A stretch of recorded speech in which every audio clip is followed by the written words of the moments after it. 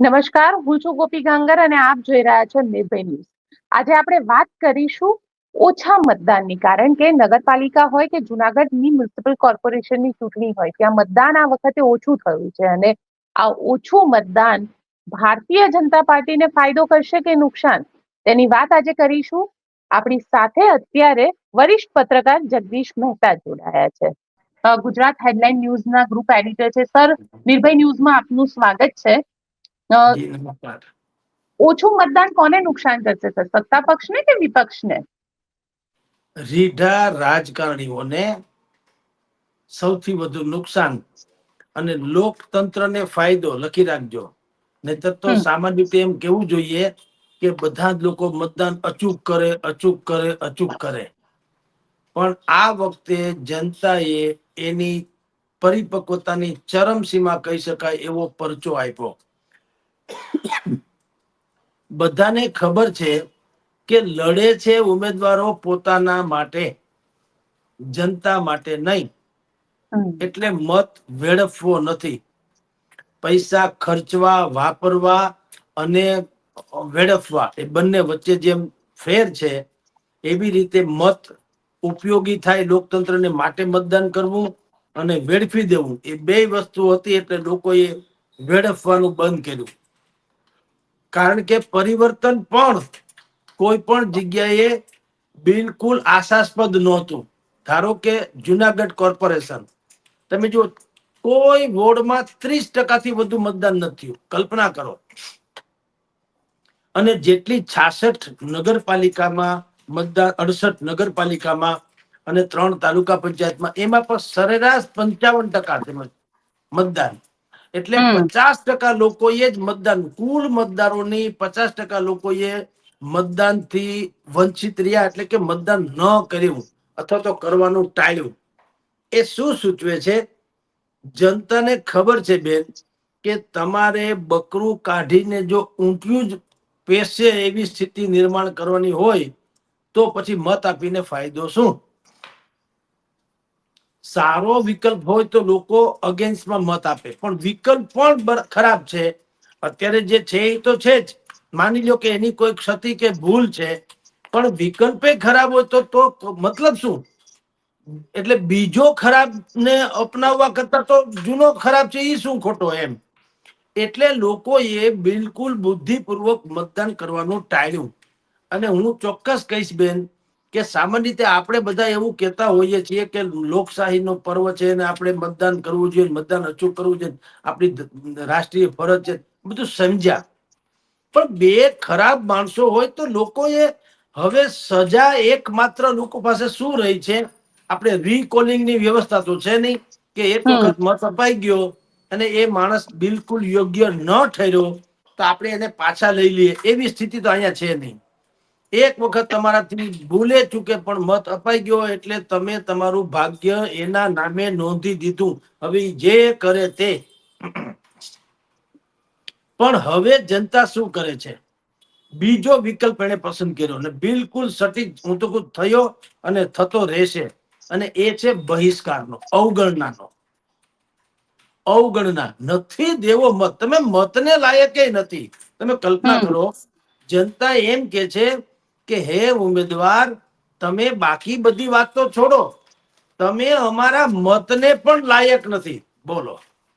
હમ એટલે આ પરિસ્થિતિનું નિર્માણ થયું છે કે વિપક્ષ, આપણે કહીએ લોકતંત્રમાં વિપક્ષ મજબૂત હોવો જોઈએ, મજબૂત નહીં, વિપક્ષ સારો હોવો જોઈએ. હું એમ કહું, મજબૂત તો દાઉદ છે, લ્યો એની ગેંગ છે આખી, લ્યો તમે હું દાઉદ ને પહોંચી નથી શકવાના, એટલે એ કઈ સારું ન કહેવાય.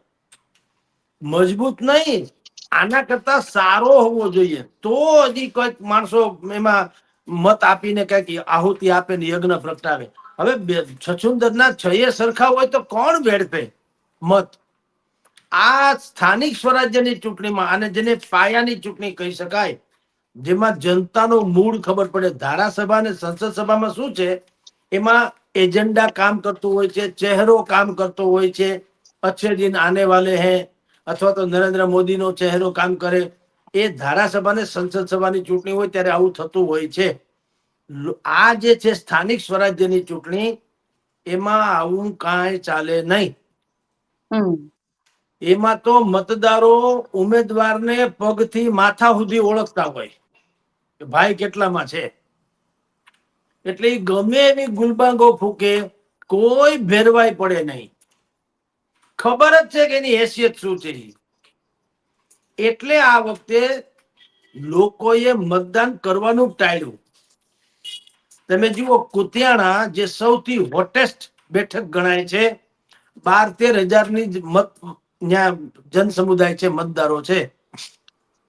જે કોઈ જીતશે હારશે, કાંધલ જાડેજા કે ઢેલીબેન, બેમાંથી એક જે જીતશે હારશે, બેની પેનલના લોકો, એ 200-500 મતથી જીતશે ને 200-500 મતથી હારશે. હમ ત્યાં લોકોએ શું કર્યું? જેના ચહેરાથી કમસે કમ ઢેલીબેન કે કાંદલભાઈ જેને ચહેરે મોહરે ઓળખતા હોય, એવા લોકોએ બુદ્ધિપૂર્વક શું કર્યું? લગ્ન છે, 12 ગામ વયા ગયા, અમારે લગ્ન છે, જવું પડે એમ, છૂટકા નહીં.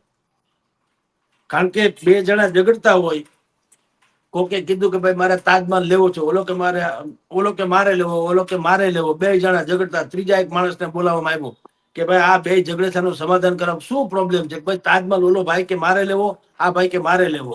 તો ઓલો વચ્ચે હતો ને ભાઈ કે ભાઈ મારે વેચવો જ નથી, મારે હમણાં વેચવો જ નથી, તો તમે પછી લેજો, હમ તમારે ઘેર લે. આ એના જેવું જનતાએ વ્યવસ્થા કરી. ભાઈ અમે છીએ જ નહીં અહીંયા, 12 ગામ છે, લગ્ન છે, લગ્નનું શું કરી લ્યો? લગ્નની એટલા માટે ગયા, આમ કહું ને જાતાય ન હોય હગાવાલામાં, પણ આજ કદાચ 4 પેઢીએ દૂર હતા તોય લોકો ત્યાં પહ ભરાવી આવ્યા. શું કામ? અહીં ભરાઈ પડવા કરતા પહ ભરાવો વધુ સારો. ઢેલીબેને ઓળખે, કાંદલ જાડેજા ઓળખે. તમે મત ક્યાં આપો, ઈ આના ચૂંટણી પછી તો ખબર પડવાની જ છે કે કયા બૂથમાં કેટલું હમ મતદાન થયું. હવે તમે મત ન આપો તો ખબર પડી જ જવાની હતી કે આ લોકોએ નહીં આપ્યો હોય. તો કોકની આંખે ચડવું એના કરતા બેટર છે આપણે 12 ગામ જઈએ એટલે વાત થાય પૂરી કે ભાઈ અમે હતા જ નહીં તો શું કરીએ એમ. અને બેયને કહી શકાય કે અમે હોત તો તમારા જ હતા, અમે હોત તો તમારા જ હતા, પણ અમે નથી તો શું કરવું. એમ આ વખતે સમગ્ર ગુજરાતમાં 68 નગરપાલિકા, જુનાગઢ મહાનગરપાલિકા અને 3 તાલુકા પંચાયત અને બાકીની ભાવનગર, અમદાવાદ વગેરેમાં પેટા ચૂંટણી જે છે, બધામાં લોકોએ, રાજકારણીઓ જે છે એનો કાયદેસર બહિષ્કાર કર્યો એમ કે તો ચાલે. જે હમ વોટિંગ થયું છે 50% એ કમિટેડ વોટર્સ નું થયું છે, જે ફરજિયાત જેવા હોય. જેમ કે દાઉદને પોતાના માણસો તો હોય કે નહીં? એ તો હમ હોય છે. દાઉદ ભલે સારો છે કે ખરાબ, એને આપણે તો ખબર જ છે કે ખરાબ છે, પણ ઈ તમારા મારા માટે. પણ અમુક લોકોને એમ છે કે ગમે એમ છે, આપણે દાઉદના માણસ, ડી ગેંગના. એમ જે ભાજપની ગેંગના, કોંગ્રેસની ગેંગના, આમ આદમીની ગેંગના કે અપક્ષ ગેંગના, જે ગેંગના માણસો અથવા તો કમિટેડ વોટર જેને કહેવાય, એ હમ લોકોએ મતદાન કર્યું. બાકી બધાએ કીધું તમે ભગવાન બચાવે, ન નડો તો ભાગશાળી. એનું પણ કારણ ગોપીબેન એવું છે કે હમ બધાને ખબર છે આઝાદીના 75 વર્ષ થયા ને હજી જો અમારા રોડ રસ્તા તમે વાયદા કરતા હો કે અમે હારા કરી દે હું તો કેદી કરી દે હું. એટલે આ બધું હંબક થી ખબર છે. અને કોઈ ઉમેદવાર જનતાના સેવક તરીકે આવે છે, કોઈ ઉમેદવારે ક્યાંય તમે એવું સાંભળ્યું કે 50 વીઘા જમીન હતી ને એમાંથી 20 વીઘા રહી, 30 વીઘા વેચાઈ ગઈ?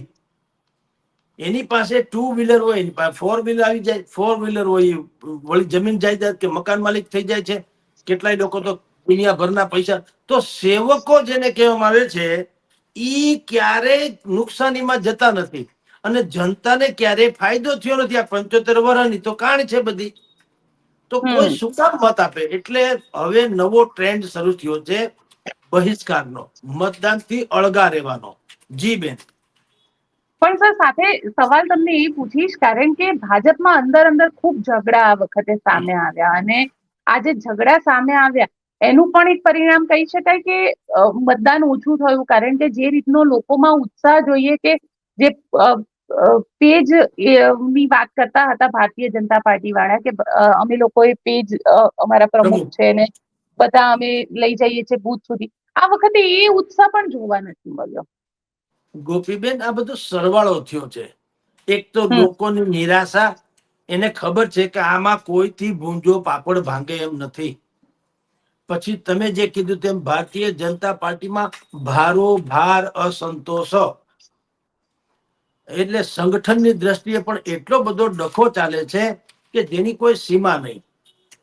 પછી કોંગ્રેસ બિલકુલ શ્રેષ્ઠ વિકલ્પ પૂરો પાડવાની જે એની પાસે તક છે એ લોકો સુધી પહોંચાડી શકે નહીં. એને એમ છે, કોંગ્રેસની અત્યારે માનસિકતા કેવી રહી કે તમે ભાજપને મત નહીં આપો તો જશો ક્યાં, અમારા સિવાય તો કોઈ છે નહીં, છૂટકા નહીં. નહીતર આપની જાણ ખાતર ગોપીબેન, ગુજરાતના સ્થાનિક સ્વરાજ્યની ઇતિહાસની આ સૌથી પહેલી એવી ચૂંટણી હતી જેમાં 27% ઓબીસી ના અનામતની જોગવાઈ કરવામાં આવી. ઓબીસી ની જનસંખ્યા ગુજરાતમાં 50-60% છે. તો અને કોંગ્રેસ આનો ભયંકર લાભ ઉઠાવી શકી હોત, કારણ કે અમિત ચાવડાની મુહિમ રંગ લાવી હતી. ધારાસભાની ચૂંટણી પહેલા કોંગ્રેસના નેતા અમિત ચાવડાએ આ મુહિમ શરૂ કરી હતી કે 27% અનામતની તમે અમને જોગવાઈ કરો, નહીતર આમ ને તેમ, અને અનેકો સભા કરી હતી. આણંદ સહિત પોતાના મત વિસ્તાર સહિત અનેક જગ્યાએ જાહેર સભાઓ કરી હતી. અને એને કારણે થયું કેવું, હાઈકોર્ટે પણ ફિટકાર વરસાવી હતી ગુજરાત સરકારને કે ભાઈ તમે આના માટે થઈને જે સમિતિની રચના કરવી જોઈએ, કમિટીની, એ રચના પણ ન કરી શક્યા. તો તમારી દાનતમાં કઈક ખામી લાગે છે. એટલે સરકારે જે તે સમયે બાનાબાજી કરી, ભાઈ અમારે વિધાનસભાની ચૂંટણી આવી ગઈ, અમારે થોડુંક બાકી બધા ડખા પીંજણ તેમાં રહી ગયું, પણ હવે અમે ચૂંટણી પછી કરશું ઢીંડક એમ. અને હવે પછી જયારે ચૂંટણી આવશે ત્યારે અમે લોકો 27% અનામતની વાત કરીશું. એટલે ઝવેરી કમિશનની રચના થઈ, એને આપ્યો રિપોર્ટ, એ રિપોર્ટના આધારે 10%માંથી 27% રિઝર્વ આપ્યું ઓબીસી ને, અને એ રિઝર્વેશન સાથેની ગુજરાતના ઇતિહાસની આ પ્રથમ ચૂંટણી હતી. તો ખરેખર તો કોંગ્રેસે જો એઝ એ ટીમ કામ કર્યું હોત, કે અમિત ચાવડાએ જે મુહિમ ચલાવી હતી એનો દિગ્વિજય થયો છે, એને કારણે ઓબીસી ને 17%નો વધારે બેનિફિટ મળ્યો છે. એને જો રાજકીય રીતે આ લોકોએ ઉપયોગ કર્યો હોત કોંગ્રેસે, તો એને ધારા કરતા અનેક ગણો ફાયદો થતો. પણ કોંગ્રેસમાં શું પ્રોબ્લેમ છે, એમાં જેટલા માથા એટલા જૂથ છે. અમિત ચાવડા મોટા થઈ જાય તો બીજા બધાને એમ થાય તો અમે શું કામ નાના થઈ જાય, અમારે નાના શું કામ થવું. એટલે ક્યારેય કોઈએ તમે જુઓ એવડી મોટી મુહિમ ચલાવી હતી, એનો ક્યાંય ઉલ્લેખ સુધા ન કર્યો કોંગ્રેસના લોકોએ. બોલો કે ભાઈ અમિત ચાવડાએ, અમારા કોંગ્રેસના નેતાએ ઓબીસી ને 17% વધારે અનામત અપાવડાવી છે, આમ કે તેમ. ભારતીય જનતા પાર્ટી હોત તો હાહાકાર મચાવી દીધો હોત, કારણ કે માર્કેટિંગના માસ્ટર છે. તમે વિચાર કરો, હાઈકોર્ટના ફિટકાર પછી જયારે ભાજપની સરકારે ફરજિયાતપણે અનામત આપવી પડી, તેમ છતાં જાણે પોતે ઉપકાર કરતા હોય અથવા તો સમાજને બહુ મોટી ગિફ્ટ આપી હોય એવી જાહેરાત, ઓબીસી ને 27% અનામત, મોજ કરો, આમ તેમ. એટલે ભાઈ તમારે દેવી પડી, તમે દીધી નથી. ન દે તો હાઈકોર્ટ ઓર તમને હેરાન કરત. તેમ છતાં ભાજપે લડી લીધું. અને સ્થિતિ બેન એટલી કરુણાજનક છે કે ઓબીસી 27% અનામતની જાહેરાત કરવા છતાં ભારતીય જનતા પાર્ટીને લાગ્યું કે હજી મતદારોમાં આપણા પ્રત્યે લાગણી કઈ બહુ થઈ નથી. કારણ કે પાયલ કાંડથી માંડીને ખ્યાતિ કૌભાંડ સુધી બધું જ લોકોના જનમાનસ ઉપર હતું, અસંતુષ્ટ તો હતા જ હતા. એટલે ભારતીય જનતા પાર્ટીની અહીંની સરકારે, ભૂપેન્દ્રભાઈ પટેલની સરકારે ગતકડા મૂકવા શરૂ કર્યા. ગતકડા number 1, UCC, uniform civil code, એમ કે એ ઉત્તરાખંડ પછી યુસીસી લાદનારું ગુજરાત એમ કે સંભવતઃ બીજું એમ કે રાજ્ય હોઈ શકે. અમે આની તૈયારીમાં છીએ અને 45 દિવસમાં બધાના લોકોને પાસેથી સૂચનો મગાવશું. સૂચનોના આધારે અમે ડ્રાફ્ટ તૈયાર કરશું અને પછી લગાવશું. 45 દિવસ પછી તમારે જો આ કરવાનું હોત તો ચૂંટણી પહેલા જાહેરાત શું કામ કરી? તો પછી જ કરવાની જરૂર હતી. પણ શું કે ઓબીસી અનામતનું 27%નું જે અમે તથાકથિત રીતે ભેટ આપી, એની અસર પણ વર્તાણી નહીં. એટલે પછી યુસીસી નું ગતકડું ઉતર્યા. આમ છતાં માહોલ જામ્યો નહીં. એટલે મુખ્યમંત્રીજીએ માંડ્યા ખેરાત કરવા. નગરપાલિકાઓને રોડ, રસ્તા, નળ, ગટર, લાઇટ માટે 750 કરોડ રૂપિયાની ફાળવણી કરવાની જાહેરાત કરી. કે ગ્રામ્ય પંચાયતોમાં અને નગરપાલિકાઓમાં રોડ રસ્તા સહિતના એમ કે વિકાસના કામો માટે 750 કરોડ એમ કે મૃદુ સરકારની મક્કમ ભેટ, આવું બધું બહુ આયલું છાપામાં. એની પણ કઈ અસર ન થઈ, સમજી લ્યો. કોઈ બધાને ખબર છે કે એક પાવલું હરામ બરોબર કોઈની પાસે કોઈ વાતું કરે થોડું થાય. તો અત્યારે તમને રાતોરાત 750 કરોડ ક્યાંથી મળી ગયા તમને, ને અત્યાર સુધી કેમ ન મળ્યા? 3 દશકાથી તો તમે જુઓ. તો હવે તો તમારે ઉજાણી કરવી જોઈએ, એને બદલે હવે તમે છેલ્લી ઘડીએ કયો લઈ જાઓ લઈ જાઓ. આ તો પૈસા બાંટવા જેવી વાતો થઈ મત ખરીદવા માટે. એટલે એની અસર પણ જોવા ન મળી. અને આ ચૂંટણી ગોપીબેન, મેં આપને કીધું તેમ, નથી ચહેરા ઉપર લડાતી, નથી એજન્ડા ઉપર લડાતી. આમાં હિન્દુત્વ ન ચાલે, અચ્છે દિન આને વાલે હે ન ચાલે, આમાં નરેન્દ્ર મોદીનો ચહેરો ન ચાલે, આમાં એર સ્ટ્રાઇક કરી ન ચાલે, આમાં વિશ્વમાં ગ્લોબલ ઇકોનોમીમાં અમે 5 ત્રીજે આમ ને તેમને 3 ટ્રિલિયન ને આવી કોઈ વાત હાલે નહીં. કોઈને કઈ ખબર નથી, બધા સમજે. હવે એ બધી વાતો છે, જે થતું હોય થાય હશે.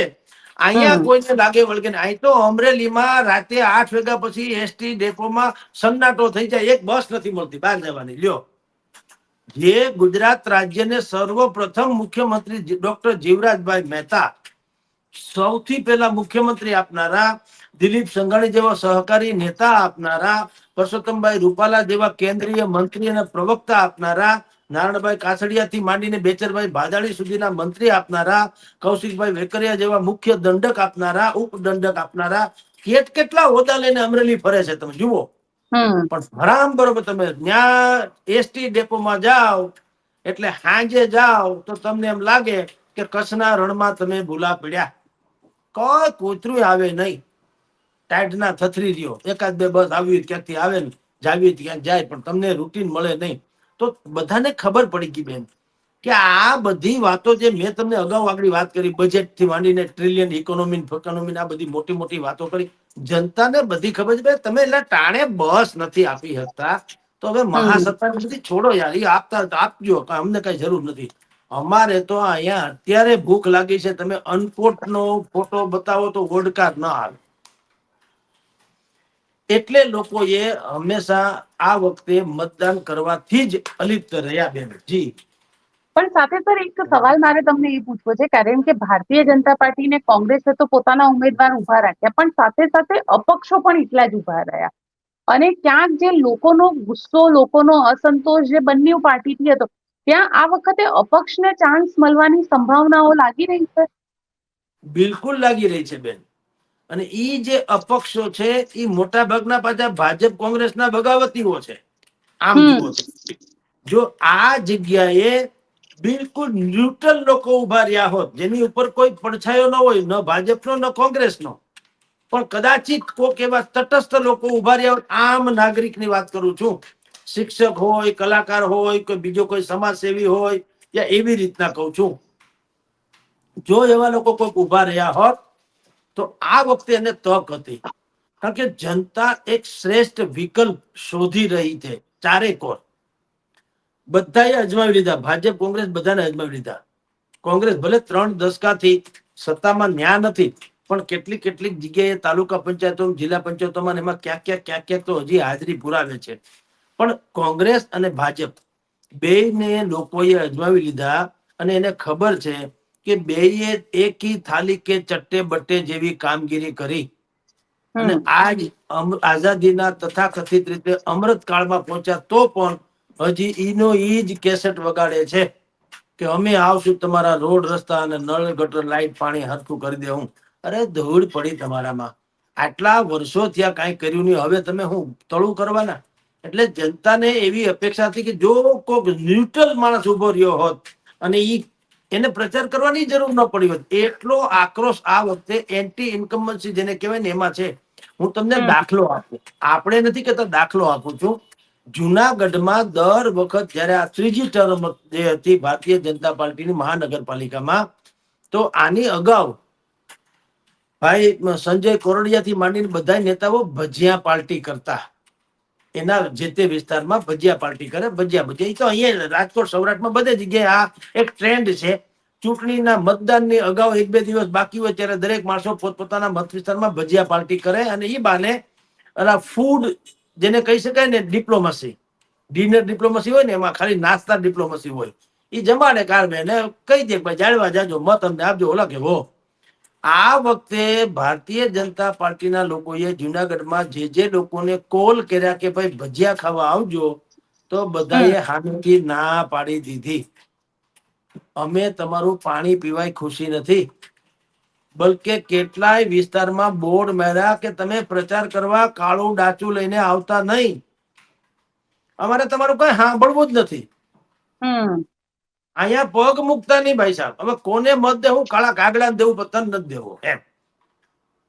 કોઈને ન દઈએ પછી તમને નથી જ દેવો, બધા અજમાવી લીધા. એટલે 3-3 દશકાથી તમારું શાસન છે અને તમારી ટ્રીમન્ડસ બહુમતી છે. વિપક્ષ નામે કોઈ ચીજ નથી, પૈસા તમારી પાસે ધોમ છે, પણ તમે નકરા વેડફાટ કરો.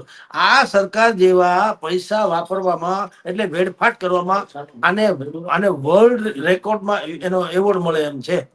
તમે જુઓ, રોજના 8-10-15 મંત્રીઓના 8-10 ઠેકાણે ફંક્શન હોય છે રોજના, કહું છું એવરેજ.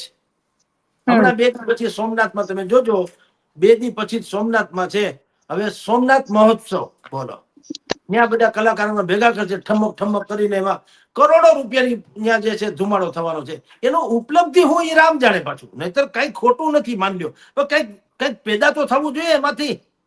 હવે જે પદ્મશ્રી કક્ષાના લોકો છે એ આવશે પોતપોતાની કલા બતાવશે અને મુખ્યમંત્રી આવશે એ હારતોરા કરીને ઈ વહી જાય, બહુ હારી હારી રૂડી વાતો કરીને ઈ ત્યાંથી પૂરું થાય. તમે ઈ ડોમ, ઈ મંચ, એમાં સોફા, એની સામે ટીપોઈની સામે બરણીમાં કાજુ, એમાં બદામ, એમાં ચા પાણી, એમાં ઠંડુ, એમાં પાણીની બ્રિસ્લેરી પાણીની બોટલ, એમાં બધાના આઈ કાર્ડ, એની બધી ડિઝાઇનિંગ, કરોડો રૂપિયા એક ફંક્શનમાં, કરોડો. એવા રોજના 8-10 થાય છે. એટલે ભાઈ તમે કઈ રાજા રજવાડા છુઓ? તમે સેવક છુઓ તો સેવકની જેમ વર્તો ને. તમારે ત્યાંથી આમ તો તમે બધા અમને એમ કહો છો કે ઓનલાઈન ચાલો, ઓનલાઈન કરો, પેમેન્ટ ઓનલાઈન કરો, બધા ડિજિટલ. તે ગાંધીનગરમાં બેઠા બટન દબાવ્યા કરો ને તમને શું વાંધો છે? તમારે ઓનલાઈન કરો, તમારે ફંક્શન જ કરવા છે. અહીંયા સુધી એક તો ધક્કો ખાવ, તમારી ગાડી આવે એની પાસે 20 ગાડી બીજી આવે, એમાં એમ્બ્યુલન્સ આવે ને 108 આવે ને એમાં ફલાણું ને ઢીકણું ને એમાં ફાયર બ્રિગેડ ને પછી બીજા એના બધા ચમચીઓના એને ગાડીના કાફલા જુદા. 150-200 ગાડી પસાર થાય, મંત્રીઓ વાસ્તે ગાસ્તે આવે.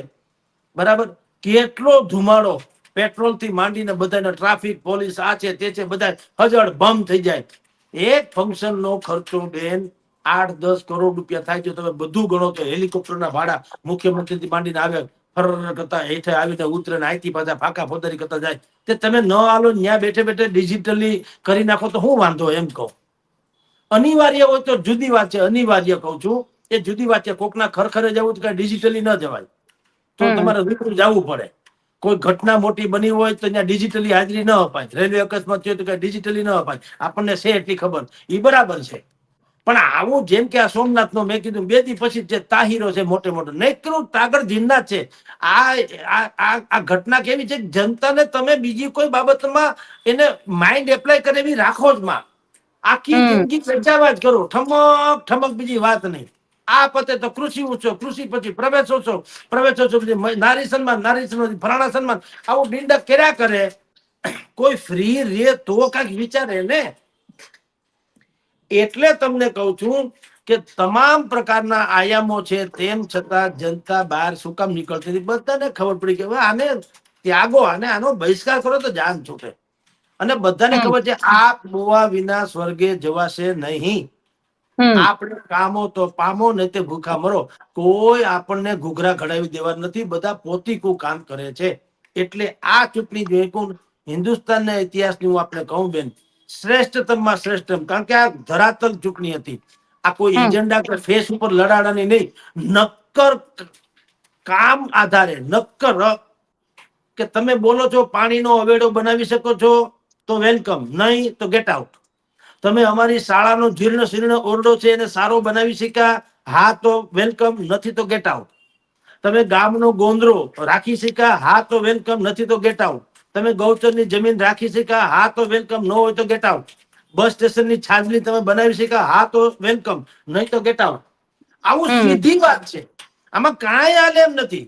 તમે મોટી મોટી કોઈ કરો કે નરેન્દ્ર મોદી આમ કરી નાખશે ને આપણને વિશ્વનું સૌથી મોટું કાંઈ સાંભળવું નથી ભાઈ, ભગવાન બચાવે. બસ જ. એટલે પણ લોકોએ જી સર તમને શું લાગે છે આ ચૂંટણીમાં શું થશે, કોણ જીતશે કોણ હારશે? કારણ કે બધાને એમાં જ રસ છે કે આ ચૂંટણીમાં થશે શું. જુઓ બેન, જે બધું કેવું થશે એ તમને કહું. જે વોટ પડ્યા છે કમિટેડ વોટ પડ્યા છે, કમિટેડ. હમ ન્યુટ્રલ નાગરિકોએ મતદાન કર્યું નથી. હમ જે રિહાણા છે, જેમ કે જુનાગઢ, તમારી જાણ ખાતર તમને દાખલો આપી દઉં. આખા શહેરને ખોદી કાઢવામાં આવ્યું, ખાડા ખાડા ખાડા, એટલે જુનાગઢને ખાડાગઢ કહે છે.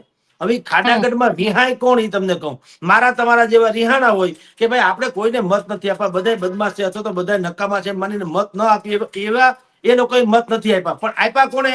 કમિટેડ વોટર છે, જે ફરજિયાત છે એ કહું છું, હમ જેને મેનેજ કરી શકાય એવા લોકોએ મતદાન કર્યું છે. હવે ઈ કમિટેડમાં જેની પાસે જેનું પરડું ભારે એ જીતશે ઓબ્વિયસલી. હવે ભારતીય જનતા પાર્ટી એમ કે છે કે અમારું સંગઠન બહુ સારું, પણ એને ખબર નથી કે એના સંગઠનમાં કેટલા બધા કાણા પડી ગયા છે આ હોડી હમ ડૂબવાની. કારણ કે અસંતુષ્ટો પરાકાષ્ઠાએ છે. એટલે જેને કમિટેડ ના નામે ભારતીય જનતા પાર્ટીનો ખેસ ભરે પહેર્યો હોય અને કોઈ એક સોસાયટીમાંથી 50 લોકોને કોઈ માણસ લઈને આવે બુથ સુધી, માની લ્યો, તો એ જે તે વ્યક્તિની શરમે ધર્મે આવે ખરા બુથ સુધી, ભાજપને મત ના આપે, એને હમ જેને આપવો એને આપે. એટલે કમિટેડ વોટર્સે મત કર્યો છે. એમાં કેટલા લોકોએ કમિટેડ ક્રોસ વોટિંગ કર્યું એના ઉપર આધાર છે. એટલે શું થશે એનો જવાબ તો એ છે કે કશું અચાનક અચંબિત કરનારું અને તમને અમને સૌને આમ વિસ્મય પમાડે એવું નિર્માણ થશે, એવી વાત આવશે. જી, જેમ કે સર જુનાગઢ, તમને એક જેમ જુનાગઢમાં કે યસ જુનાગઢ, હા, જુનાગઢમાં ભાજપનો મેળ નહીં પડે. કુતિયાણામાં ઢેલીબેન હારશે, આ લખી રાખો બેન. હવે ઈ બધું અચંબિત કરનારી વાત જ છે, આવું થવાનું. જી, તમે કહી રહ્યા છો જુનાગઢમાં ભાજપનો મેળ નહીં પડે, કુતિયાણામાં ઢેલીબેન હારશે. આની પાછળના રીઝન ત્યાંની એન્ટી ઇન્કમ્બન્સી છે કે પછી ખરેખર આ લોકોએ વિકાસ કર્યો જ નથી? વિકાસના નામે એક તો ભ્રષ્ટાચાર કર્યો જુનાગઢમાં. 7,500 કરોડની ગ્રાન્ટ, નાની મોટી ગણો બેન, હમ 7,500 કરોડની ગ્રાન્ટ આવી હોવાનું ત્યાં જાણવા બધી વિગતો છે. 7,500 કરોડ હમ 5 વર્ષ, આ 3 વર્ષના જે શાસનના લોકોએ કર્યું, તમે જો બધો સરવાળો કરો તો આટલું થાય. આ ગ્રાન્ટ જો ખરેખર સારી રીતે વપરાણી હોત તો જુનાગઢ જેવું રિલિજિયસ ટુરિઝમનું કેન્દ્ર બીજું કોઈ ન હોઈ શકે ગુજરાતમાં. હમ આવડો મોટો ગિરનાર, જેને તમે રિલિજિયન ધાર્મિક ટુરિઝમ યાત્રા સ્થાનની રીતે વિકસાવો તો વિશ્વભરમાં પ્રસિદ્ધ થઈ શકે, લોકો ત્યાંથી આવે છે. એની તમને બહુ મોટી વિદેશી હુંડિયામણથી માંડીને સ્થાનિક રોજગારી સુધીના પણ અનેક આયામો ખુલ્યા હોત. એને બદલે ત્યાં ભાવા સાધુ ઝઘડે છે, બધાને ખાઈ જવું, ગિરનારને ભરખી જવો છે. સાધુ સંતો મહંતો, અખાડાના પરિષદના લોકો, રાજકીય નેતાઓ, વિપક્ષના માણસો, બધાને દોઈ લેવું છે બસ. હમ એટલે તમે એમ કહો કે એન્ટી ઇન્કમ્બન્સી 1000% સાચી વાત છે. જુનાગઢમાં એન્ટી ઇન્કમ્બન્સી અને કુતિયાણામાં ભારતીય જનતા પાર્ટીની રણનીતિ કે હમ સાપે મરી જાય, લાઠી ન ભાંગે. ઢેલીબેન ને નાય પાડીએ કેમ નતા, એટલે 6 જણાને ટિકિટ આપી, માથે હાથ રાખ્યો. એમ કહેવાય કે બેન, અમે તો પરિવારવાદની વિરોધના માણસો છીએ, તેમ છતાં અમે તમારાથી ક્યાં નારાજ છીએ? જો નારાજ હોય તો તમારામાંથી કોકની ટિકિટ કાપીએ, એને બદલે અમે 6 જણાને ટિકિટ આપી. પણ ઢેલીબેનને એ ખબર નથી કે આ તમને જે 6 જણાને ટિકિટ આપી એ ઓલા આગિયાની પાછળ જે લાઈટ લબક જબક થતી હોય ને એના જેવું હમ છે. આજ્ઞાને એમ છે કે ઓહો, હું વીવીઆઈપી, મારી ઉપર લાલ લાઈટ જબક જબક થાય છે, પણ એને ખબર નથી કે મોટું જીવડું તને જ ઓળખે અંધારામાં, આ આગિયો ચાલો ખાઈ જાય. કારણ કે તારી લાઈટ ચાલુ હોય, બીજા બધા તો અંધારામાં દેખાય નહીં. એટલે તું જે પાંખ ચળકે પર્ણના ઝુંડો મહી ચક્રો રચી, તું અજાણતા હરખાય, હું જાણું ને રોવું અરે રે. એ જે કવિ કલાપી કહી ગયા, ઈ તું અજાણતા હરખાય, હું જાણું ને રોવું અરે. તને એમ છે હમ કે મારે ત્યાં લાલ લાઈટ છે, પાછળ પીળી લાઈટ છે પતંગિયાને, એને એમ છે કે હું વિશેષાધિકાર ભોગવું છું, તમામમાં જુઓ હું જળહળું છું. પણ એને ખબર નથી કે તારો જળહળાટ જે પોષ તું તે માર તું, એ કમ દિશે શું કુદરતી. જે તને પોષે છે, જેને કારણે તારી ઓળખ છે, એ જ તારા મૃત્યુનું કારણ બને છે. ઢેલીબેન ને એમ છે કે 6 લોકોને ટિકિટ આપી ભારતીય જનતા પાર્ટી વાળા મારી ઉપર ઓળઘોળ છે. નહીં, તમને આંખે ચડાવ્યા, કારણ કે હરાવવાના હતા એ તો નક્કી હતું. હરાવવાના હતા એ નક્કી હતું, એટલે એ કરે 6 જણાને ટિકિટ આપી. એટલે ઢેલીબેન કાલે વારે હારે કદાચ તો પણ ભારતીય જનતા પાર્ટી ઉપર રોષ ઠાલવી શકે નહીં. એને કેવું પડે કે અમારે કારણે અમે હાર્યા અથવા તો અમે જીતી ન શક્યા. એટલે ભારતીય જનતા પાર્ટીએ એક કાંકરે આખે આખું ટોળું મારી નાખ્યું પક્ષીનું. 2 પક્ષી નહીં, એક તો ઢેલીબેન ને હરાવાય એક વાત માથે રહીને, પછી એનો વિકલ્પ ઉભો કર્યો એમ, જેમ કે કાંધલ જાડેજા રાજ્યસભામાં, કાંધલ જાડેજાએ સમાજવાદી પાર્ટીના પોતે નેતા હોવા છતાં ભાજપને ટેકો આપ્યો. તો સરકારને હવે શું છે, ગ્રામ્ય પંચાયતની કાંઈ જરૂર નથી, એને ધારાસભાનો માણસની જરૂર છે કે ભાઈ ગમે ત્યારે આ માણસ કામ લાગે. અને પોરબંદરમાં ભવિષ્યમાં પણ કઈ કરવું હોય તો કાંધલ જાડેજા હોય તો બીજા બધાને બુદ્ધિપૂર્વક આપણે જેને કહેવાય શાંત રાખી શકીએ, ત્યાં કોઈ બહુ માથું ઊંચકી ન શકે. એટલે જુનાગઢમાં એન્ટી ઇન્કમ્બન્સી, રાણાવામાં ભાજપની રણનીતિ, અને બાકી બધા પ્રદેશોમાં જ્યાં પણ છે ત્યાં ભારતીય જનતા પાર્ટીનો અસંતુષ્ટ, એ બધા પરિમાણોને કારણે આ વખતે કળી ન શકાય એવું મતદાન થયું. અને પરિણામ વિશે કોઈ છાતી ઠોકીને કહી શકે એમ. એટલે જ મેં આપણે કીધું કે આપણને બધાને અચંબિત કરી દેનારું પરિણામ હશે બેન. જી સર, સાથે એક સવાલ એ પણ પૂછી લઉં. ગોરધન ઝડફિયાએ આજે એવું કીધું, કારણ કે પાટીદાર ને લઈને જે રીતે પીએસઆઈ નું નિવેદન આવ્યું હતું, એવી જ રીતે આજે ગોરધન ઝડફિયાનું નિવેદન આવ્યું, અને પીળું પાણી રાખવાનું બંધ કરવા માટે એમને પાટીદારોને કહ્યું. એટલે ક્યાંક જેને કહી શકાય કે સમાજની અંદર હવે આ ચર્ચા વધારે થઈ ગઈ છે પાટીદારોની અંદર, કે દારૂનું દૂષણ જે છે એ, એક તો ગુજરાતમાં દારૂબંધી, અને એમાં પણ દારૂની ચર્ચા હવે મંચ ઉપરથી થવા લાગી છે. બેન, એકચ્યુઅલી તો આ બહુ સારી વાત છે. જો જે સમાજ પોતીકું આત્મમંથન નથી કરતો એનું ભવિષ્ય હોતું નથી. તમે ખોટે ખોટા કોઈના વખાણ કરો, જેમ કે ગોપાલ ઇટાલે કીધું કે 10માંથી ભાર્ગવીબેને જે પીએસઆઈ છે એને કીધું કે ભાઈ જે 15 જણા પકડાય એમાંથી 10 પાટીદાર હોય છે. તો ગોપાલ ઇટાલિયાએ કાઉન્ટર કર્યું કે ભાઈ પાટીદારોની વસ્તી જ વધુ છે તો પાટીદાર જ પકડાય ને, તમે બીજે ઠેકાણે જાઓ તો આદિવાસી પકડાય, ઓલી કો જાઓ તો રઘુવંશી પકડાય. એમ કરીને એને બચાવ કરવાની કોશિશ કરી, અને એને એમ કીધું કે તમે સરકારના રોટલા ખાવ છો એટલે સરકારના વાજિંત્ર બની ગયા છો, વગેરે વગેરે. ખેર, એનો એક મત છે. પણ બીજી વાત ગોરધનભાઈએ વાત કરી, પીળું પાણી એટલે દારૂ.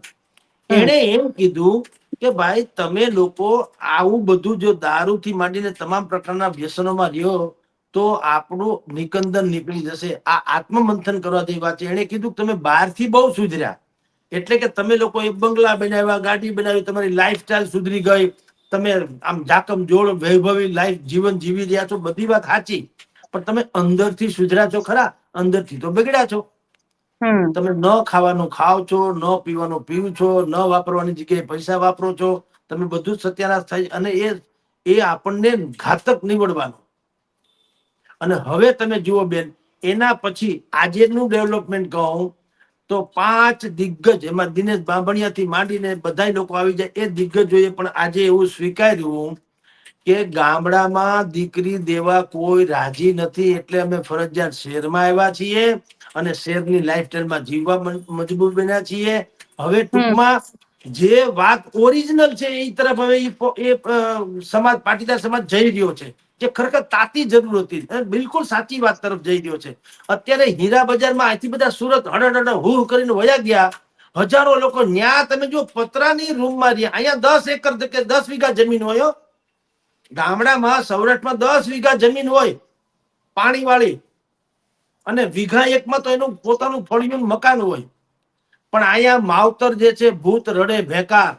અહીં માવતર જે છે એ સંતાનોના વિલાપમાં ને વિલાપમાં એમને બિચારા ટાણા કાઢે, ઓહરીના કોરે બેહીને કે ગામના ગોંદરે બેહીને ટાણું કાઢે કોઈ હિસાબે, ને એમને વલોપાતા સુઈ જાય. અને ન્યા ઈ પતિ પત્ની જે દીકરી આવે મારે ગામડામાં નથી રહેવું, તો શહેરમાં પતરાની રૂમમાં રહે, 10 બાય 10 ની ઓરડી હોય, પતરાની, ગરમ ધકતો હોય, પંખો કીચુડ હાલતો હોય, એમાં કઈ મેળ વગરનું ક્યાંય પૂરું થાય નહીં. એમાં હીરાની જેમ અત્યારે મંદી આવી તો મંદી આવી ગઈ, ભાઈ કમાય નહીં, આના શોખ વધી ગયા હોય તો પછી અંતે ઈ પંખામાં લટકી જાય તો એ મેળ પડે. 6 મહિનામાં 43 જેટલા હીરાના જે રત્ન કલાકારો છે, 43 6 મહિનામાં એને આપઘાત કરી લીધો. તો ઈ આપણે અનેક વખત કીધેલું ભૂતકાળમાં, જયારે હીરાની મંદિરની શરૂઆત થઈ ત્યારે આપણે, એટલે કે અમે અનેક ચેનલમાં મેં કીધેલું કે ભાઈ સાહેબ તમે ઈ મોહ છોડી દો. સુરત નો અને શહેરમાં કાંઈ કાંદો કાઢી લેવા જેવું નથી. તમારી પાસે પૈસા હોય તો તમે દુનિયા ફરી શકશો, પણ તમે માવતરની હારે રહ્યો, ગામડામાં રહ્યો, ખુલ્લી હવા મળે છે. આ બીજા બધાના બાના શું છે તમને કહી દઉં. મને પછી બધા ફીડબેકમાં બાના એવું કીધું કે ભાઈ અમારે ત્યાં શિક્ષણ નથી, તમારે વાતો કરવી ગામડામાં આવું, તમે કોઈ ગામડામાં, ભલા માણા અમે ઉછરીને મોટા થયા ગામડામાં તમારે માનસિક તમારી ત્યાં હોય જો તો વાંધો નથી. તમે અહીંયા આબુ હુકામ ફરવા જાઓ, ખુલ્લી હવા, તમે અગાસી હુકામ રાખો છો, બારી બારીના મકાન હુકામ રાખો છો, ખુલ્લી હવા આવે એમ, તો ત્યાં ખુલ્લી હવા તો છે જ ભાઈ સાહેબ ગામડામાં. શિક્ષણ નથી તો તમે સંતાનોને, અત્યારે બોર્ડિંગ સહિત અત્યારે પાટીદાર સમાજમાં દુનિયાભરની વ્યવસ્થા છે, તમે સંતાનોને મૂકી શકો, પણ તમે હેરાન શું કામ? અને બીજું, તમને શહેરમાં સારી વાતો તો ભલે તમે જાઓ, પણ તમારું લાઈફસ્ટાઈલ સારી તો હોવી જોઈએ. તમે શેઠના ગુલામ બનવા માંગો છો, પણ તમારી જમીનના માલિક બનવા માંગતા નથી. અહીંયા પંચમહાલ થી માંડીને મહેસાણા બાજુના અથવા તો ગોધરા બાજુના શ્રમિકો અહીંયા આવીને એનું પેટ ભરે છે, મજા કરે, મહેનત કરે છે, ખાય છે. અહીંયા જમીન કોની? પાટીદારોની. અને ખાઈ પીને મજા કરે છે, અથવા તો શ્રમ કરીને પોતાનું વળતર, જેને ગોધરિયા કે છે આ લોકો, વાસ્તવમાં એ પંથકના છે. એટલે એ લોકો આનું આખું જીવન નિર્વાહ કરી નાખે. એ લોકો કામી કુટી ખાય છે, તમે લોકો કોકની ગુલામી કરવા જાઓ. એટલે એ સ્થિતિમાં તમને કહું છું બેન, કે જે કોઈ હાલાત ભાઈ ગોરધનભાઈ ઝડફિયાએ કીધું એ બિલકુલ સટીક વાત છે. આ બિલકુલ મહામંથન કરવું જ જોઈએ સમાજે, કે આપણે કયા માર્ગે છીએ. પટેલ સમાજ આપની જાણ ખાતર જેટલો એગ્રેસિવ છે પૈસા કમાવામાં, જેટલો ફોરવર્ડ છે લાઈફસ્ટાઈલમાં, એટલો જ બગાડ એનામાં આવતો જાય છે. અમારી બાજુમાં મોરબી નામનું ગામ છે, એને પેરિસ કહેવાય. પેરિસ ટાઇલ્સ નો ભયંકર ધંધો છે. હવે ટાઇલ્સ ના ધંધા ઓછા થતા જાય છે તો બીજા ધંધા શરૂ કરવા માંડ્યા. પણ આપની જાણ ખાતર મુંબઈ થી જેટલી ફ્લાઇટ આવે છે અહીંયા રાજકોટમાં, એમાં રાતની ફ્લાઇટ કહું છું, એમાં મોટા ભાગની ફોરેનર્સ અથવા તો મુંબઈની તથાકથિત અભિનેત્રીઓ અથવા તો મોડેલ્સ બધી ઉતરે છે. શું કામ આવી તમે જાણી શકો ને હું જાણી શકું. બધા મોરબી જાય, મોરબી થી પાછા વયા જાય. આ શું સૂચવે છે ભાઈ? આ બગાડ નથી તો શું છે? અને ગોરધનભાઈ ન બોલે તો કોણ બોલે? સમાજનો એવો કોણ નેતા ન હોવો જોઈએ જે આવું ખરેખર આનું નામ જ નેતાગીરી છે. ખોટા વખાણ કર્યાથી કાંઈ મેળ નહીં પડે. અને કોલસાને દૂધથી ધુઓ તો ધોળો ન થઈ જાય. અને કાગડાની પૂંછે તમે પીછા ખોઈ ગયો તો કઈ ટવકા ન મંડે કરવા. એ તો બોલે ત્યારે ખબર પડી જાય કે એના શું છે. કોયલડીને કાગ એનો વાને વર્તારો નહીં, એનો જીભરડીએ જવાબ હાચું હરઠિયો બને. તમે બોલો તો ખબર પડી જાય તમે શું છો. એટલે ગોરધન ઝડપિયાએ પણ સારી ને સાચી વાત કરી છે કે પીળું ઘરમાં રાખતા હોય તો કાઢી નાખજો. પીળું એટલે દારૂ, ઈ તમે કાઢી નાખજો. પછી બાપાની જમીન વેચીને ઓડી લેતા નહીં. એનું કારણ છે કે હવે જમીન ઘટતી જાય છે અને ખાનારા વધતા જાય છે. એટલે એ તમે જાળવા જાજો. આમ બધી એને વાત કરી, વાત બિલકુલ સાચી છે ગોરધનભાઈ ઝડફિયાની. અને સમાજે જો સુધરવું હોય ખરેખર તો આમાંથી પ્રેરણા ખાલી ગોરધનભાઈ કીધું ને, સમાજને ખબર છે. આપની જાણ ખાતર સમાજ કઈ બેવકૂફ નથી, બુદ્ધિશાળી સમાજ છે. તો એ તો આટલો પ્રગતિ કરી હોય, પણ પ્રગતિમાં શું થયું કે જે નવી પેઢીને સંઘર્ષહીન નવી પેઢીને જે બાકાયદા ચાંદીની ચમચી લઈને જેનમાં સોનાની થાળીમાં જે જમે છે, એને આ બધું સહન કરવાની ક્ષમતા નથી. એટલે આડા ફંટાઈ જાય છે. એટલે ગોરધનભાઈ કરી વાત તો બિલકુલ સાચી છે. ગુજરાતના સૌથી મોટા જન સમુદાય ધરાવતા પાટીદાર સમાજે બિલકુલ એની વાતને સુવર્ણ અક્ષરે નોંધીને એનો અમલ કરવો જોઈએ બેન. જી ગોપીબેન. બિલકુલ સર. સાથે એક સવાલ છેલ્લો એ પૂછી લઉં કે અમેરિકાથી આ ત્રીજું પ્લેન પાછું આવી ગયું, અને આ ત્રીજું પ્લેન જે પાછું આવ્યું એમાં પણ મોટા ભાગના લોકો જે છે એ લોકોને એ જ રીતે લાવવામાં આવ્યા, હાથમાં સાંકળ બાંધેલી, કમરમાં પગમાં સાંકળ બાંધેલી.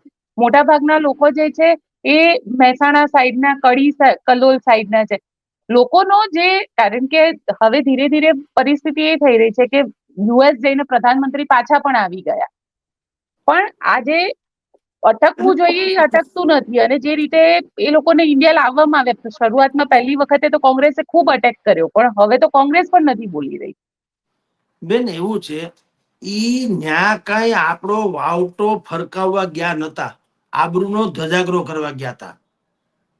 તમે અહીંથી કાળું ધોળું કરીને ગયા, વાંકા ચૂકા થઈને, કેટલી ખરાબી બોલીને, અને ન્યા સરહદ ઉપર તમારે ફોર્મ ભરી એમાં લખ્યું અમે જે તે પક્ષના નેતા હોવાને કારણે અથવા જે તે વિચારધારાને ભરેલા હોવાને કારણે અમારું જીવન ત્યાં દોજક છે, ભારતમાં અમારું કોઈ રક્ષણ થઈ શકે એમ નથી, અમારા જીવ ઉપર જોખમ છે, અમે અમુક વિચારધારાને માનનારા છે, એટલે ગુંડાઓ અપરાધીઓ ફલાણા અમારી પર ત્રાટકે છે વગેરે આપણી તમામ પ્રકારની બદબોય કરીને અહીંથી ત્યાં અમેરિકા ગયા હતા. બરાબર. ઓલાનું કોઈ હવે એ મિશન શરૂ કર્યું, આપણે જેમ રોહિંગ્યાને પાછા કાઢવાની વાત આલે છે તેમ, તો આપણે રોહિંગ્યાને પાછા કાઢશું, ધારો કે અહીંથી, તો હું વાસ્તે ગાસ્તે કાઢશું કે એને લાપસીના આંધણ મૂકીને હાલો ભાઈ ના મીઠા મોઢા કરાવો, ગોળ ધાણા ખવડાવો, એમ હોય કે પછી અહીંથી ગમે એમ કરીને કાઢીએ એમ જ કાઢવાના હોઈએ? તો એ આપણે આપણા છે એટલે આપણને એમ થાય કે ઓહો આને પગમાં પેડિયું કેમ નાખીને, હાથમાં હાથકડી કેમ નાખીને. પણ તમે ન્યા ક્યાં સત્યનારાયણની કથા કરવા ગયા હતા? તમે સત્યાનાશ થી અહીંથી ઉલ્લુ બનાવીને ગયા હતા. માવતરને ઉલ્લુ બનાવ્યા, દેશના તંત્રને ઉલ્લુ બનાવ્યા, તમારા ઈધર ઉધરના ને ઉલ્લુ બનાવ્યા. ન્યા જઈને તમે કર્યું હું, અહીંથી ગેરકાનૂની ગયા, ન્યા ગેરકાનૂની કર્યા, તો એ લોકો એ કાઢી મૂક્યા. તો તમને શું કામ હાથ કરીને નખા? આરોપીને કોઈ વરમાળા પહેરાવે એવું સાંભળ્યું કે? અને તમે કે હું આપણે બેન ચર્ચા કરીએ, દેશભરમાં લોકો કહે છે, નરેન્દ્ર મોદી એમ કે છે કે ટ્રમ્પ મારો મિત્ર છે. એટલે ભાઈ ટ્રમ્પ મિત્ર છે એટલે હું? ગંગા પવિત્ર હોય એટલે ગંગાની ગંદકી પવિત્ર હોય એવું હોય? તો ટ્રમ્પ મિત્ર છે તો છે, એ તમારી પર આક્રમણ ન કરે, તમને ઇન્ટરનેશનલ લેવલે મદદ કરે, એ બધું જુદી વાત છે. પણ તમારા આરોપી હોય એને પણ એમ કે ફૂરડે વધારે, એવું કઈ મૈત્રી હોઈ શકે? તમે તમે ખાલી ભારતના છો તો નથી કાઢ્યા, તમે ગેરકાનૂની ઘૂસેલા છો એટલે કાઢ્યા છે. ભારતના તો અડધા પડધા તેની સરકારમાં છે ટ્રમ્પમાં, તો ઈ કા તમે નોંધ નથી લેતા કે ભાઈ ભારતીય, મૂળ ભારતીય હોવા છતાં અમેરિકાની સરકારમાં પણ અડધા પડધા ગુજરાતીઓ છે. અને બાકી જે ગુજરાતીઓ ત્યાં સત્તાવાર જે લોકો ગુજરાતી લોકો રહે છે, તમે જુઓ એનો દબદબો, એને કોઈ કઈ કહેતું નથી. પણ આરોપી તમે અહીંયા આપણે ગુજરાતીમાં અહીંયા શું કહીએ છીએ? અપરાધીના કોઈ માનવ અધિકાર હોતા નથી. આપણે કહીએ છીએ ને આતંકવાદીના કોઈ માનવ અધિકાર. તો આ બધા અપરાધી તો છે ને, ભલે સોફ્ટ અપરાધી છે, એટલે કે ન્યા અહીંથી અપરાધ કરીને ગયા નતા, ન્યા અપરાધ કરવાના નતા. એ બે વસ્તુ હકીકત છે. પણ મૂળ તમે ગયા તા તો ખોટી રીતે ને, તમે સારી રીતે તો ગયા નથી, તો ખોટી રીતે ગયા તા તો ભોગવો. નથી પાછા મોકલતી એના નિયમ પ્રમાણે. એને એસ જયશંકરે પણ સરકારમાં લોકસભાથી માંડી રાજ્યસભામાં કીધું ભાઈ ન્યાનો એવો કાનૂન છે કે જે લોકો આવી રીતે ગેરકાનૂની આવ્યા હોય તો એને હાથ પગમાં બેડીઓ પહેરાવીને એને રિટર્ન કરવા. તો એના કાનૂન પ્રમાણે કર્યા. હવે તમારે ધડો તો ઈ લેવો જોઈએ આમાંથી. તો બેન આમાં બીજું કઈ અફસોસ કરવાની જરૂર નથી, ધડો લેવાની જરૂર છે કે ભાઈ ભવિષ્યમાં આ રીતે હવે તમે કોઈ મોકલતા હોય મોકલવાનું બંધ કરે, અને જાતા હોય તો જવાનું બંધ કરે. અહીંયા આવ્યા પછી ખરેખર તો જેટલા અમૃતસરમાં ઉતરે છે ને બેન, એને બધાને એક રિમાન્ડ હોમમાં લઈ જવા જોઈએ અને પૂછવું જોઈએ ખરેખર તો કે મને બતાવો તમને અહીંથી કોણે કોણે તમને મદદ કરી હતી ગેરકાનૂની લઈ જવામાં, તો ખબર પડે ભવિષ્યમાં ધજાગરા થતા અટકે. પણ નથી કરતા. શું કામ? બધાના પગ તળે રેલો આવે એમ છે. આમાં સસુંદરના છે હરખા, આમાં હંધાય હલવાના છે. જેની ટ્રાવેલ એજન્સી છે એ રાજકારણીઓના મામા માસીના છે. એટલે બધાએ કીધું જાણે કેમ કોઈ બહુ શહીદ થઈને આવ્યા હોય કે કોઈ કારગિલની ચોટી જીતીને આવ્યો હોય એના જાણે સ્વાગત કરો સ્વાગત કરો, આપણા છે આપણા છે. અરે આપણા છે આપણી ઘોર ખોદીને ગયા હતા. આપણા છે એટલે આપણને કઈ સારું લગાડી નતા ગયા. અહીંથી ગયા ત્યારે તો આપણી બદબોય ભારતની કરી હતી, દુનિયાની. પછી તમારો ત્યાં મેળ ના પડે ને પાછા આવ્યા. હીરો ઘોઘે જઈ આવો ને ડેલે હાથ દઈ આવો, એમાં કઈ તમે સારું કામ કરી નથી આવ્યા. આપણા છે એટલી જ સહાનુભૂતિ છે, ધેટ્સ ઓલ. આપણે એને બીજું કઈ વેલકમ કરીને કમસે કમ પાછા લઈ લઈએ છીએ આટલી જ. બાકી ખરેખર આરોપી છે એ તો છે જ. તો પછી કોંગ્રેસને પણ ખબર પડી, કારણ કે એમાંય ક્યાંક એને ખબર પડી છે. પેલા એને વિરોધ કરી લીધો, માની લ્યો એમ. શું કામ? મોદી ટાર્ગેટેડ હતા કે મોદી આમ કર્યું. પછી ખબર પડી હશે કે અહીંથી અમેરિકા લઈ જવામાં જેટલા ટ્રાવેલિંગ એજન્ટ્સ જે છે એમાંના 5-10 ભાજપના છે તો 5-10 કોંગ્રેસના એ છે. બિલકુલ. અંધાના ભાંડા ફૂટે એમ છે, એટલે થઈ ગયા ગાય જેવા. હવે કોઈ કઈ બોલતું નથી. કે ગોળ્યું જે થવું એ થાય. શું કામ? હવે ખબર પડી કે આ તો આમે થાય એમ છે. અને એટલે તમે જુઓ, સરકાર જેવી સરકારે પણ જાહેરાત કરી કઈ જેવી તેવી મૂર્ખામી છે કે અહીંયા કોઈ આવશે એની પોલીસ તપાસ નહીં થાય, એને કોઈ હેરાન કરવામાં નહીં આવે, એને આમ શું કામ ભાઈ? પગ તળે રેલો આવે એમ છે, એમાં દયા નથી દાખવી, કૌભાંડ ખુલે એમ છે. એટલે નહીતર પૂછવામાં શું વાંધો? તમારે તમારા દેશની બદબોય થાય એવું કામ કરીને ગયા તા, તો તમે હવે પૂછો નહીં કે ભાઈ તમે કોણે? આ તો અંધેરી નગરી ગંડુ રાજા કે મારો છોકરો ચોરી કરવા ગયો, દિવાલ પડીને મરી ગયો, રાજાને ફરિયાદ કરી ચોરની માએ કે આ દિવાલ કોણે કાચી બનાવી. પછી રાજાએ ફરમાન કર્યું, બોલાવો દિવાલ બનાવવા વાળાને, આવું કાચું કેમ કર્યું છે? આ જો ચોર મરી ગયો. એટલે આ ચોર ચોરી કરવા આવ્યો તો એ પેલા અપરાધી તો છે કે નહીં? આ એના જેવું અત્યારે થઈ રહ્યું છે. અંધેર નગરી ગંડુ રાજા ગુજરાતમાં આવનારાને વેલકમ વેલકમ, એને કઈ પૂછતા નહીં, એને કઈ પૂછતા નહીં. એટલે કઈ શું છે? પણ એ કઈ ભારત રત્ન લઈને આવ્યા છે કે કોઈ દેશમાં પરચમ લહેરાવીને આવ્યા છે, વિશ્વભરમાં આપણો ડંકો વગાડીને આવ્યા છે? તો આપણે ઠીક છે. એટલે તમે અહીંથી અમને ગાળું દઈને ગયા હતા, ત્યાંથી ગાળું ખાઈને આવ્યા, તો એમાં તમારું વેલકમ બીજું શું હોય? ઠીક છે, દેશના છો તો આવો, પધારો પાછા ગયા હતા, બીજું શું અમે તમને. પણ તમારું કૌભાંડ જે ખોલવું તો જોઈએ ને. પણ રાજકારણીઓના પગ તળે રેલો આવે એમ છે, એટલે બધાએ કીધું કાંઈ પૂછતા નહીં, કાંઈ હું હવ ને આમ રહી જાય, બાદી મુઠ્ઠી લાખ. બિલકુલ ઓકે, બિલકુલ બિલકુલ સર, તમે અમારી સાથે જોડાયા તેના માટે આપનો ખૂબ ખૂબ આભાર. બરાબર. તો આપ શું વિચારો છો મને કોમેન્ટ બોક્સમાં ચોક્કસથી લખીને જણાવજો, અને અમારી ચેનલ નિર્ભય ન્યૂઝને લાઇક, શેર અને સબસ્ક્રાઇબ કરવાનું ભૂલશો નહીં. આભાર.